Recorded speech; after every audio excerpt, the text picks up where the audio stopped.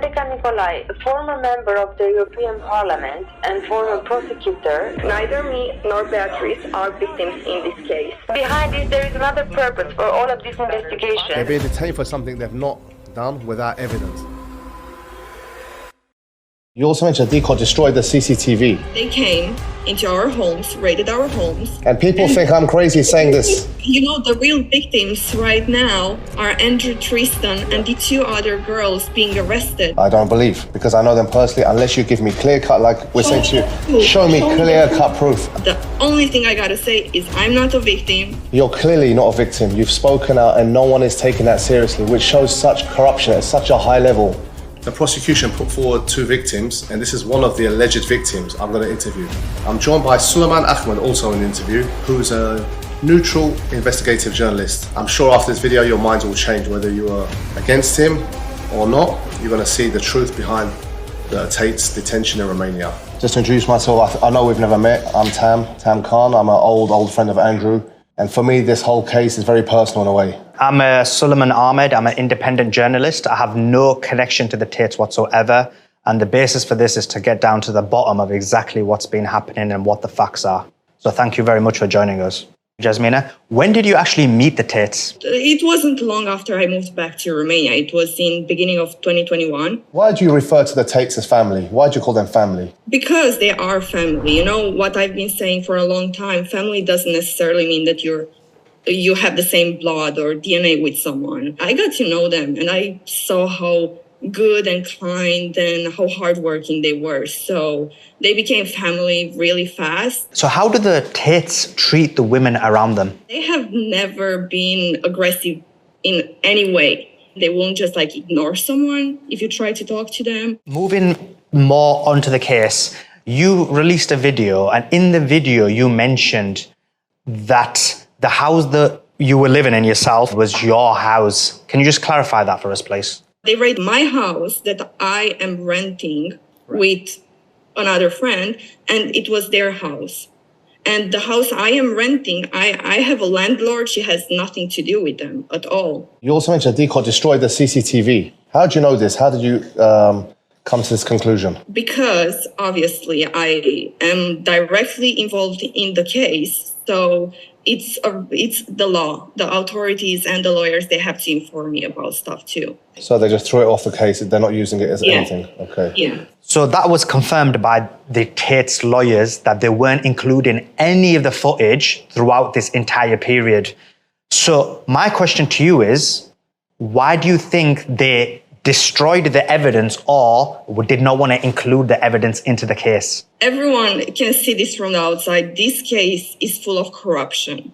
Obviously, they don't want them to get out of the arrest, right? They want to keep them there as long as possible. And they have no proof in this case. So what they're trying to do is just like keep them there for longer. So they will like look for more evidence that doesn't exist, more evidence that they will never have because there has been no crime committed whatsoever. The BBC, I think Gondal and the judiciary confirmed you and Beatrice are two of the alleged victims. Can you confirm this to us, and how do you know you are actually confirmed as alleged victims? After they got arrested, that's when I found out that I was a victim in this case, and I never gave my statement as a victim. So I was very shocked and surprised it even happened. And I did give in total 3 statements. Yeah, 3 statements in total. And 2 of them were given after the second raid, after 29th of December of last year, when they got arrested. And it was totally ignored and not approved. Just to clarify, what you're saying is you could give live evidence, but what they're trying to do is discredit that evidence by saying that they've brainwashed you. Yeah. But did they give you any explanations as to why? No. They gave me an explanation that this is the procedure.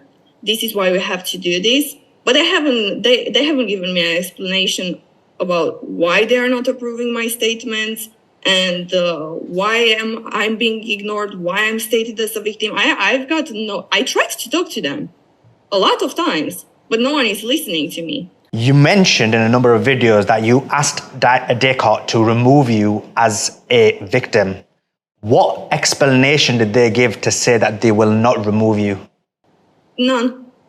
They are completely ignoring me. In the first statement ever that we gave in April, I clarified the whole case, how it happened. I answered all the questions as the truth. And if you read my statement from April, even those from now, anyone could see that everything that's been assumed, it's a lie. It's a huge lie. I mean, that is huge, because what you're essentially saying is the witness statements are so damaging to the prosecution, and that's the reason why they don't want to include it. They came into our homes, raided our homes, and then they took us to the police section. They said, okay, you're going to be interviewed, you're going to give your statements. And I asked them, what's the reason? And they said, no, you're going to figure it out later. You're going to find out later. Right. But what do you think it is, what you've said, is a reason why they'll never file them or produce them? In my witness statement. Yeah. The truth. I am speaking the truth. I've been saying the truth always since April of last year. And that's what they want to avoid. They want to avoid a voice, and they want to avoid people finding out the truth in the first place, because that will mean that the case will be done. They will lose the case. And that's what they don't want, because they have so much going on behind. Elections coming up in 2024, you have the leadership spot open in the DCOT, which the prosecutor wants. There is so much more to this case that people don't see. You only see what media brings, and those are just assumptions. Yeah, so I just want to summarize. What you're saying is you are not a victim. You consider the Tates as family, yet the judiciary and the prosecutor are ignoring you. Now, one last argument people have is you've got Stockholm syndrome. And what that means is that the Tates were basically controlling you, and so you're brainwashed into saying these things. So we want to ask some questions about that. So the first question is, did the Tates control you? No one has ever controlled me, not even my parents. Okay? There's being controlled. That's a big word. And do I seem like the girl that is controlled? No, no one was ever controlled. What decisions did you make on your own, for example? It must sound too crazy knowing, just looking at your characteristics and mannerism, it doesn't look like a victim to me, already, just from the way you look, your presence, and your kind of like character is quite positive, But these questions just to silence a lot of the critics and the biased media. So a lot of them say, like, what did you decide on your own? What kind of decisions did you make, just for example? I can just say everything. Okay. Because I decided everything for my own. I cannot say that they've ever decided anything for me or no one else. I chose to speak out right now because I wanted to. And I'm a really personal and private person. But, when you see your family and your closest friends being punished for crimes they didn't commit, then you obviously stop and go out with that. So, no, I've always made my own decisions. I've always done whatever I wanted to do. There has never been a grudge on holding me back on doing anything. So there wasn't a scenario where you were trapped or locked up in the Tate's house? Never. And no one has ever been trapped in their house. When I do podcasts or I speak about this, everyone asks me the same question, so I'm going to have to ask you. Is there any kind of clear-cut proof or evidence if they brought you to say that Tates did a crime? Would you accept it? Is there anything they could show you which would make you think, okay, you know what? I'll accept they've done something. What would it take for you to accept there's a crime? There has been no crime made. And there will not be a crime. When it comes to them, they are very straight and going for people. They don't like crimes. They are very good people. So whatever the police, the authorities, whatever people might bring out as a crime, I can say from now, I don't believe in any of it. But this is a hypothetical question. And the question is this. Let's say there's a hypothetical scenario where the Tates did commit a crime that you weren't aware of, and there was some video evidence. Would you accept it? I would accept it, but as I said before, it's very hard to even think of that. Based on your own experience, you just don't believe that there would be?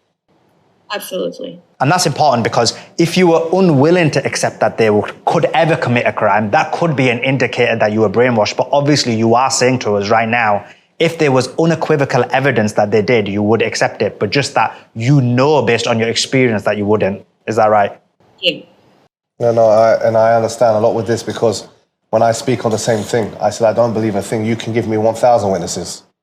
I don't believe because I know them personally, unless you give me clear cut, like we're saying to you, show me clear cut proof. And until that day, yeah, exactly. Unless you show me the proof, there's nothing. I can never say that's true. And people think I'm crazy saying this. And this case, as I'm so involved in it, I obviously know there is no proof, but like in general, talking about it, no, I will never, I will accept if you give me proof, 100%. But unless you give me proof, which they haven't given out either when it comes to this case, I don't believe anything. Yeah, I think that highlights their characters. People who personally know them, they laugh that we kind of like impossible. That's why we say this, and people can't resonate with us. They don't understand because they don't know them personally. And that's why you have the same reaction I do. I've been speaking out now for a long time. Obviously, I've tried to reach the authorities and the police, and that didn't work out. There are many things around the media which are lies, and I really want everyone to stop looking at that and start looking into the truth and what we show as proof and start believing what's right, not what's wrong. Because people talk about me being brainwashed and having the Stockholm syndrome, and yes, I've been reading the comments on Twitter, but those people that write those exact comments are the ones being brainwashed. The only thing I gotta say is I'm not a victim. I've never been a victim. No one has committed any crimes, and people that have done nothing wrong are paying for. And I think after speaking to you, and this is the first time I've spoken to you and ever met you, and it's just scary for me. I want to add to this before we finish is, you're clearly not a victim. You've spoken out and no one is taking that seriously, which shows such corruption at such a high level where you've got people's lives on the line and they're still ignoring it and people ignore it. And I say all the time, whether you like the Tate's content or not, that's nothing to do with it. I don't mind. But this is not fair. This is human rights violation, yeah.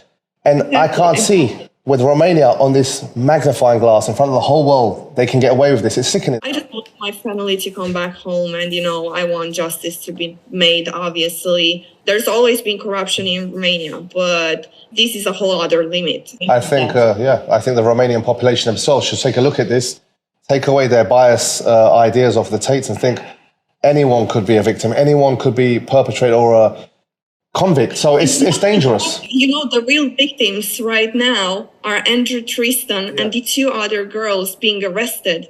They are victims of the corruption and victims of the authorities. That's the fact. Those are the real victims. And it's the police and the authorities. They are the guilty ones. They are the ones that should be paying for punishing people that have done nothing wrong. Yeah, and us. We're also victims because we suffer seeing our family and closest friends being punished for nothing. I think the biggest fear most men have is this.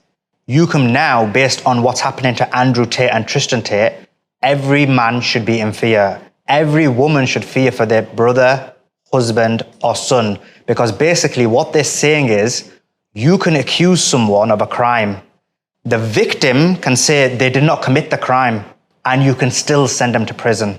If that's what humanity means, I want nothing to do with it. That's not being human. And I don't even understand how the people working on this case can sleep at night knowing all this. Because there are people suffering. A lot of people are suffering out there because of what's happening to them. Yeah. How can you feel safe?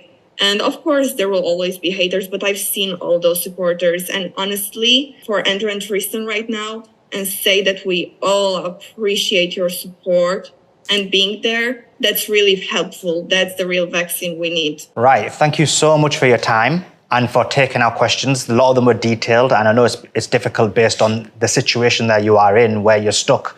And I've explained that you're not a victim, and yet you're being forced to be a victim, most likely because they want to discredit your witness testimony in live court. So anyway, thank you very much, and much appreciated. Thank you too. Thank you.